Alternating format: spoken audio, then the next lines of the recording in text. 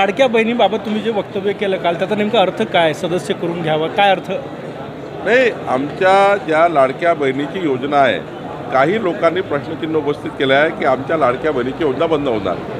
मी आपल्याला जबाबदारी सांगतो आहे, शिवभोजन असो की लाडकी बहीण योजना असो की शेतकऱ्याची वीज बिल माफी असो, माननीय देवेंद्र फडणवीसजींनी स्पष्टपणे सांगितलं आहे, या राज्यातली कुठली योजना बंद होणार नाही.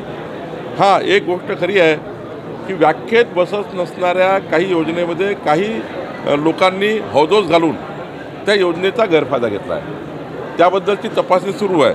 आता व्याख्येत बसत नाही पण योजना घेतली ते कमी करावीच लागणार, आणि ज्या व्याख्येत घेतलेल्या आहे त्यांना 100% आमचं सरकार तोपर्यंत योजना मिळणार आहे.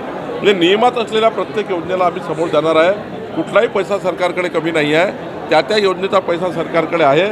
आणि माननीय देवेंद्र फडणवीसजींचा जो एक या महाराष्ट्राचं वचन आहे की आमचं सरकार कोणती योजना बंद करणार नाही, हे निश्चित आहे. राहिला प्रश्न आमच्या लाडक्या बहिणी आणि आमचे शेतकरी यांना आम्ही आवाहन केलं आहे.